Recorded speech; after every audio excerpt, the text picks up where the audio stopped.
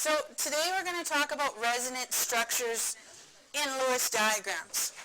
We started resonance a little bit ago. I want to say like a week or so ago we started resonance. We definitely did Lewis structures, right? And one of the couple key things about drawing Lewis structures is the first thing was you figured out which one was your central atom. Do you remember how we did that? It's usually the one that's closest to the staircase. But then I got talking to a few students that were doing, I think, question C, that was N2O. And automatically I put O in the middle. Well, O's not closest to the staircase. But remember how I talked about how that balance kind of thing went around? And they like symmetry in nature and symmetry in chemistry and stuff like that. So lots of times the O would go in the middle. But it can be written a couple different ways. It can be written NNO or NON. And there's multiple proper answers at this state of the game. Because all we know is we try and put one in the middle.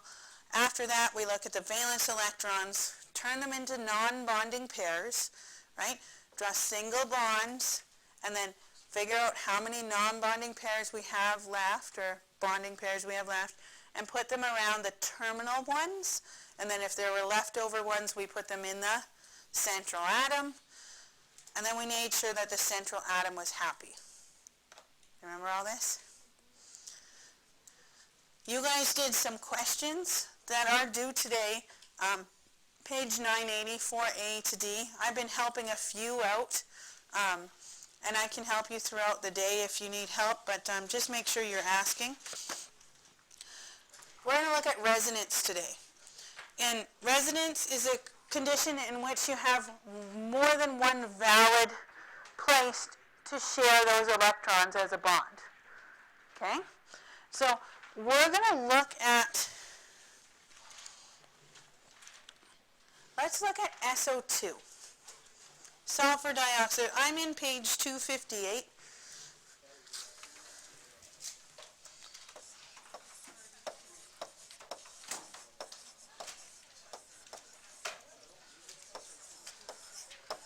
And we're going to look at sulfur dioxide. We're going to just look at examples of drawing resonance structures. Okay? So, sulfur and oxygen, which one's really closer to the staircase? Sulfur. Okay? The other thing was, usually the one written first is the one we look at, right? So, sulfur's going to be our central one. What did we do next? Count the valence electrons. So, what's the valence electrons in sulfur? 6 valence electrons in sulfur.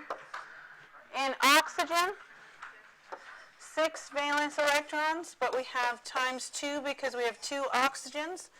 So we have a total of 18 valence electrons. Right? Now when we take those valence electrons, what's our next step? Divide by 2 to figure out how many bonding pairs we have. So if we divide by 2, we end up with 9 bonding pairs.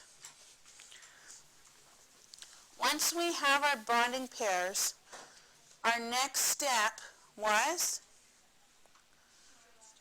trying to draw it attaching single bonds from the central atom to all the terminal atoms. Okay? So our central atom is sulfur, so single bond O, single bond O.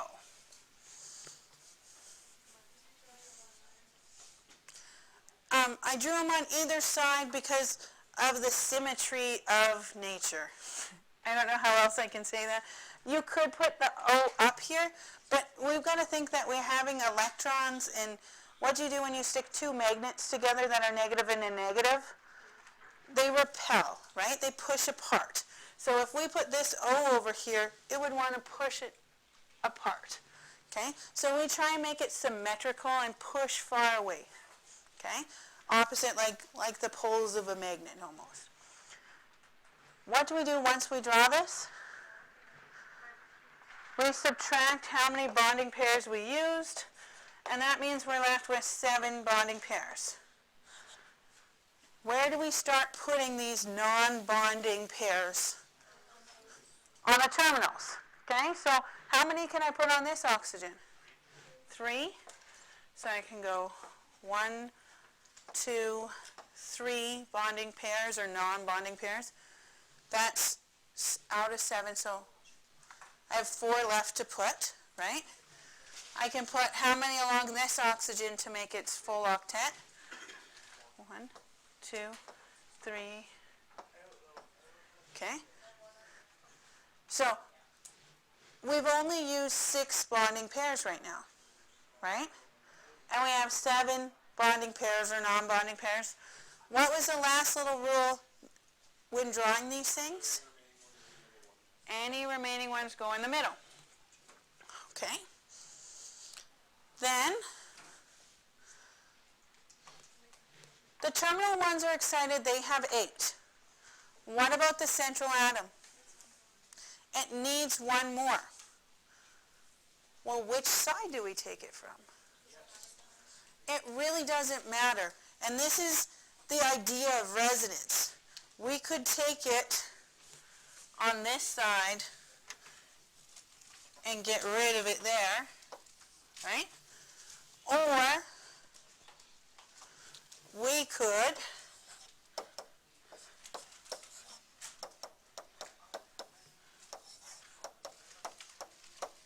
take it from this side and remove it off the end.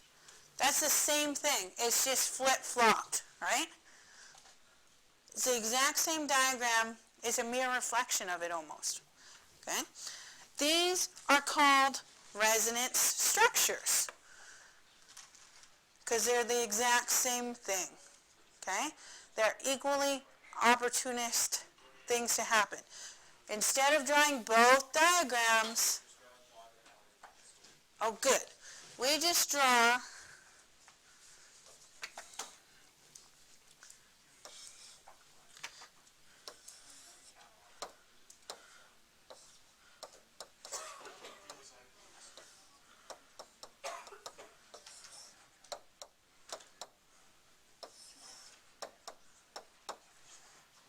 okay? And that is the resonance structure. So you have a dotted line. So it's like the double bond could be here or it could be over here.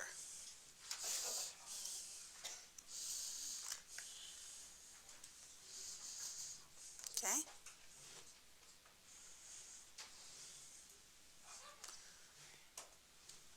Are we all right with this?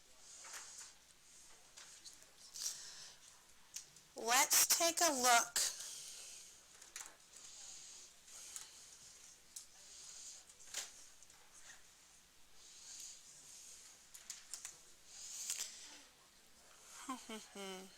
Let's take a look at something called expanded octets.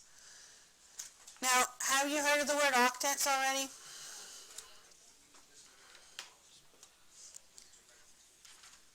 Have you looked at the word octets already? Groups of 8. What if I add the word expanded in front of it? Bigger than a group of 8. Okay?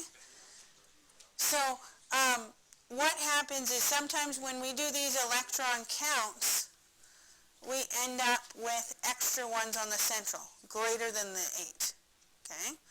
And that sometimes can occur, and it's okay for it to occur. We just have to be ready and used to it. Okay? So let's take a look at an example. I think, let's look at PCl5.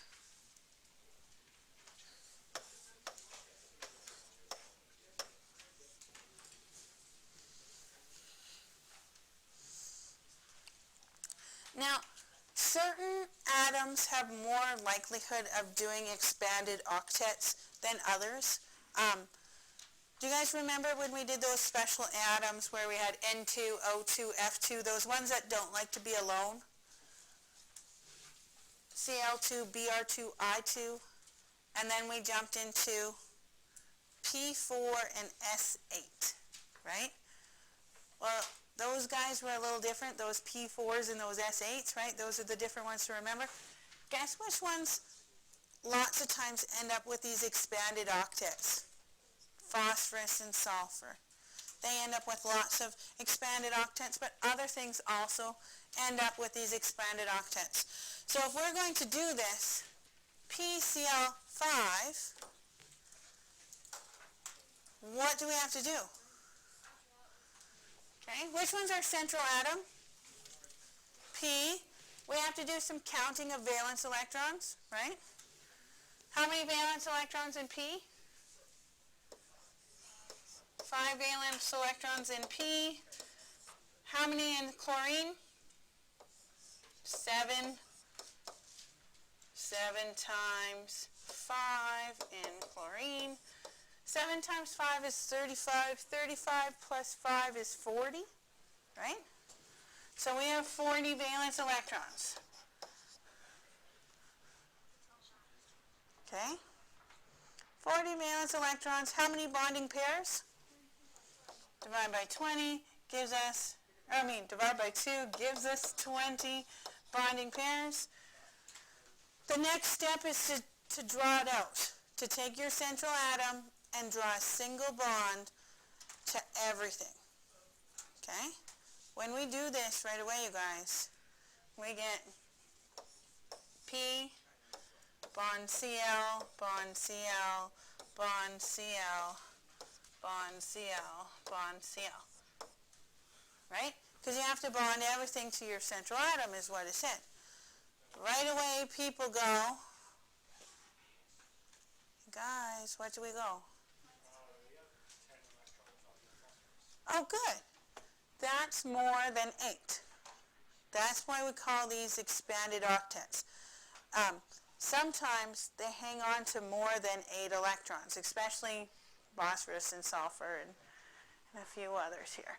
So we've used how many things? We've used 5 bonding pairs, sorry. You're right, I can't do math today.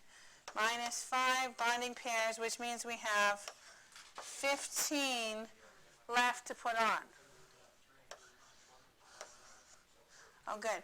We need 3 for each one, and there's 5 chlorine, so we put 3 on each chlorine.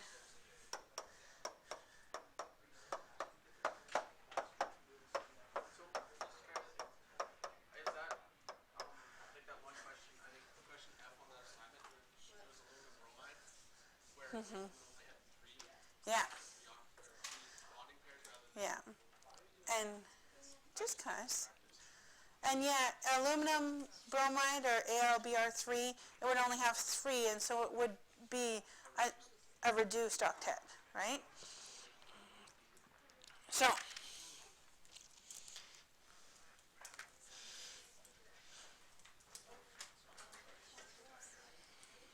let's try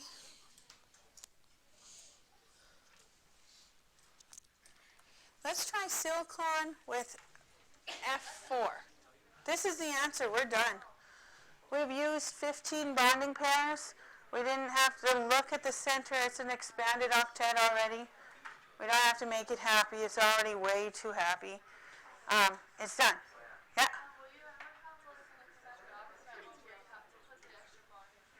Yes. There's going to be some time where the extra bonding pairs will have to come into the central atom, and it will make the expanded octet. Yeah.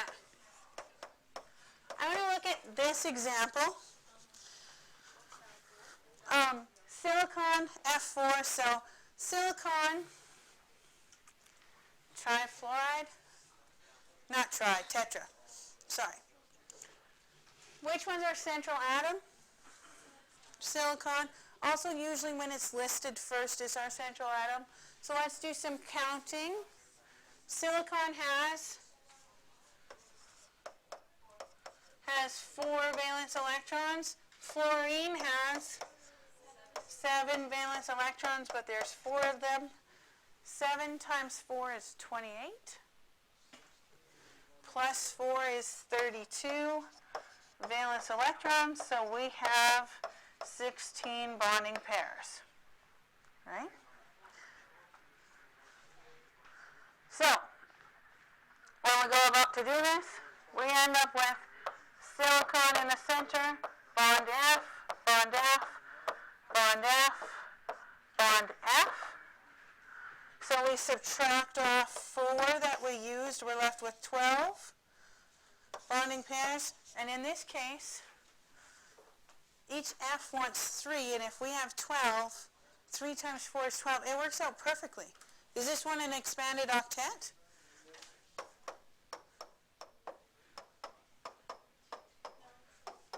No, it's just a regular octet, right? But we follow the rules to get there. Okay? Now in your textbook there's one with xenon and F4. It actually has an expanded octet. That's on page 260 if you want to look at that one. But realistically it's just about trying it out, making it work. I want to try one with a charge just so you can see an ionic Lewis structure. And we've done ionic Lewis structures, but we haven't done like polyatomic ion ones. So I want to show you a polyatomic ion Lewis structure. Who's sending you stuff? Do it, Matthew Summers. he's not in this class anymore. Tell him to stay out of chemistry next time you see him. Okay, so let's look at one that is a polyatomic ion. Let's look at HCO3 minus 1.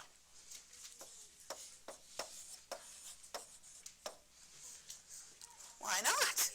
Okay, so this one's slightly different because it's an ion. Do you guys remember what we did with the ionic Lewis structures? What? We drew square brackets around them and put the charge on the outside, right? That's how we decided they looked like an ion. We put a square bracket around them and put their charge out there. Okay? So, which one's our central atom? C. Why is it C? It's closer to the staircase. Hydrogen, he's that black sheep guy. He always tries to trick you, right? So, let's count. How many valence electrons do we have? Hydrogen has 1 valence electron. Carbon has 4 valence electrons. Oxygen has 6 times 3. What does this minus charge mean? Does it mean you gain an electron or lose an electron? So when I do this, I have to include 1 more valence electron because of that minus charge. So this was from the hydrogen, this one was from the carbon, this is from the oxygen, and this is from the minus charge. Okay? So I have 1 plus 4 is 5, 6 times 3 is 18, 18 plus 5 is 23, plus 1 more gives me 24 valence electrons. Whew! How many bonding pairs? 12. Good. Divide by 2, we get 12. Okay? So, central atom, carbon, put the rest around. Carbon, bond H, bond O, bond O, bond O. Right? Are we happy with that? We divide, how many do we take off? We subtract 4, so we're left with 8 bonding pairs to deal with. Now, is hydrogen happy with that 1 bond? So I shouldn't put any more electrons on hydrogen. I have 8. I have 8. So how am I going to do this? 1, 2, 3, 4. Oh, sorry, that's 4, 5, 6. And I could go 7, 8, like that. But we have 1 oxygen that's not very happy.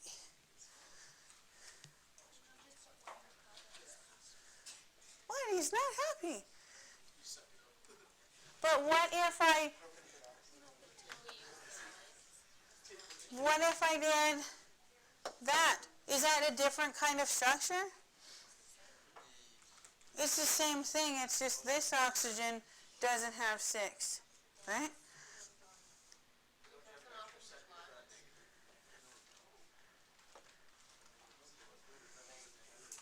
We included that -1. Now, I could also erase it from here and put them over here, right? It almost is a different kind of resonance at this moment. It's not perfect, right? It's not going to work. But we can't lose the dotted bonds because we're not sharing bonds amongst the central atom, right? Now, we're going to learn next week that we're going to end up having some sort of electronegativity or some sort of electrons that are pushing and pulling things away. So we like symmetry, and I keep on asking you to look for symmetrical things. So which would be the best symmetrical one? The ones where this oxygen that's across from you isn't, but this one has its dots. Now, we do have to draw these square brackets with a negative charge. And I would call this done. Now, what's the important part about polyatomic ions we kind of have to remember, though, is the fact that polyatomic ions still want a bond, right? So it's not going to be perfect here because they still want to have a bond. Guess where the bond's going to occur? The bond's going to occur right around in here, right? Because this is the one that's not happy. This one doesn't have the full 8, right? And because polyatomic ions still have a charge, they still want a bond, they're not going to look perfectly happy. They're not all going to have 8, okay? Whenever they're ions, like back in the day, even when we did just plain ionic Lewis diagrams, we put square brackets around them and we label their charge so that we know the charge is there.